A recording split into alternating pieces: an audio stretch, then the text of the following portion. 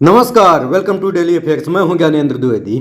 देखिए, आज जब आप दुनिया की सबसे बड़ी इकोनॉमीज की टकराहट को देख रहे हैं तो उसमें सिर्फ टैक्स, टैरिफ या ट्रेड डील्स नहीं चल रही हैं, बल्कि उससे कहीं ज़्यादा गहरा गेम है। और आज भारत उसी गेम के बीच खड़ा है। ट्रंप ने जैसे ही अनाउंस किया कि भारत पर 1 अगस्त से 25% टैरिफ लगेगा और साथ ही रसिया से ट्रेड पर पेनल्टी भी लगेगी, तो कुछ लोगों ने इसे सिर्फ एक नॉर्मल स्टेटमेंट माना।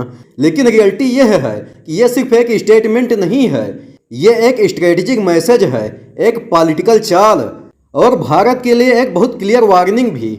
और ध्यान देने वाली बात यह है कि ये टैरिफ सिर्फ ट्रेड के नाम पर नहीं लगाए जा रहे, ये एक इकोनॉमिक प्रेशर के बहाने से भारत की फॉरेन पॉलिसी और एनर्जी स्ट्रेटजी को मोड़ने की कोशिश है। और अब क्वेश्चन ये उठता है कि ये प्रेशर आखिर क्यों ट्रंप भारत को टारगेट कर रहे हैं, जबकि चाइना अमेरिका का मेन राइवल है। तो इसका आंसर बहुत सीधा है। अमेरिका जानता है कि भारत आज ग्लोबल पावर बैलेंस का सबसे इंपॉर्टेंट कार्ड है। रसिया से भारत की ऑयल परचेज, जिसमें भारत ने बेहद स्ट्रेटेजिक तरीके से डिस्काउंट प्राइसेज पर एनर्जी इंपोर्ट किया, वो अमेरिका के लिए इंडिपेंडेंट फॉरेन पॉलिसी का एक एग्जाम्पल है। और यही बात ट्रंप को अनकंफर्टेबल करती है, क्योंकि उनके लिए या तो हमारे साथ या फिर हमारे खिलाफ की थिंकिंग काम करती है। और अब आप देखिए, यह सिर्फ कोइंसिडेंस नहीं है कि इसी दौरान ट्रंप पाकिस्तान के साथ मासिव ऑयल पार्टनरशिप की बात कर रहे हैं। वो कह रहे हैं कि भविष्य में संभव है कि पाकिस्तान वाले भारत को तेल बेचें, यानी सीधा तंज कि अगर तुम रसिया से ऑयल लोगे तो हम तुम्हारे पड़ोसी कंट्री से डील करेंगे।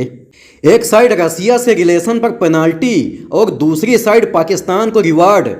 ये सिर्फ पॉलिसी नहीं, स्ट्रेटेजिक सिग्नल है। और इस बीच भारत के शेयर मार्केट पर इन सबका डायरेक्ट इम्पैक्ट पड़ा। सेंसेक्स निफ्टी गिरे, फार्मा, ऑटो, टेक्सटाइल जैसे सेक्टर्स में प्रेशर आए। लेकिन इन इकोनॉमिक इंडिकेटर्स के पीछे जो असली बात छुपी है वो है भारत पर एक अल्टरनेट वर्ल्ड ऑर्डर को छोड़ने का प्रेशर। लेकिन अब भारत 1991 वाला नेशन नहीं है। अब भारत सिर्फ एक इमर्जिंग मार्केट नहीं, बल्कि एक डिसाइडिंग जियोपॉलिटिकल फोर्स है। और यही बात अमेरिका को परेशान कर रही है। अमेरिका चाहता है कि भारत रसिया से डिस्टेंस बनाए, लेकिन अमेरिका खुद यूरोप के थ्रू रसिया से गैस ले रहा है। जर्मनी तो आज भी रसियन गैस पर डिपेंडेंट है, लेकिन वहाँ कोई पेनाल्टी की बात नहीं होती, क्योंकि वहाँ अमेरिका की स्ट्रेटेजिक निर्भरता है, जबकि भारत आज आत्मनिर्भरता की तरफ बढ़ रहा है। और यही आत्मनिर्भर भारत जब रसिया, ईरान या गल्फ कंट्रीज से डील करता है तो अमेरिका को डर लगता है कि उसकी ग्लोबल मोनोपोली खत्म हो रही है। और अब बात करते हैं भारत के रिस्पांस की, जो जितनी कैलकुलेटेड है उतनी ही स्ट्रेटेजिक। भारत ने कहा है कि हम नेशनल इंटरेस्ट की प्रोटेक्शन के लिए हर कदम उठाएंगे। इस एक लाइन में बहुत कुछ छुपा है। भारत ना तो ओवर रिएक्ट कर रहा है और ना ही डर रहा है। ये एक सधा हुआ स्टैंड है, एक मैसेज है कि हम डायलॉग के लिए रेडी हैं, लेकिन अपने इंटरेस्ट की कास्ट पर नहीं।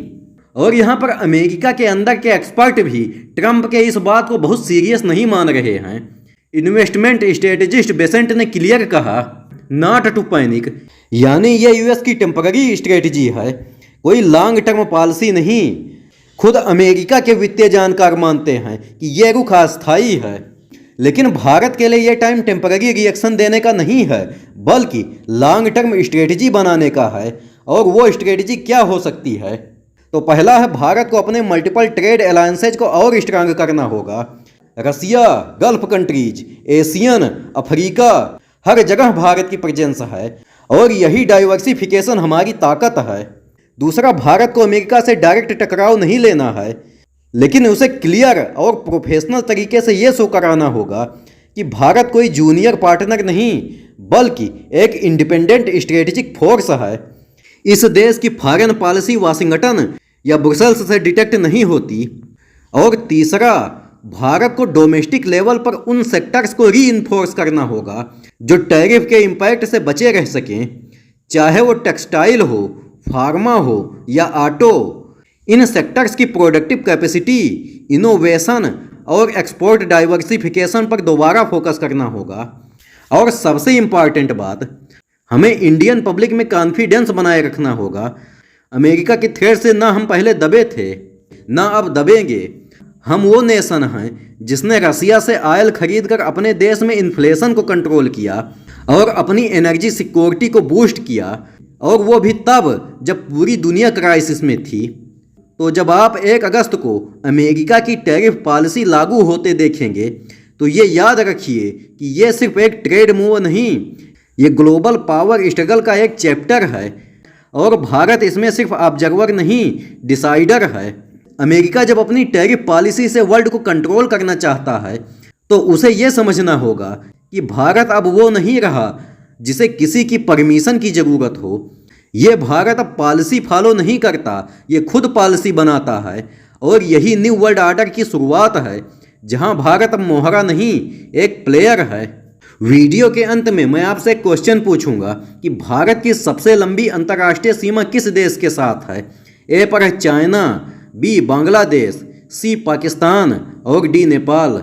अगर आपको आंसर पता है तो कमेंट बॉक्स में ज़रूर दीजिए, और अगर वीडियो पसंद आया हो तो लाइक और सब्सक्राइब जरूर करिए। मिलते हैं अगले वीडियो में।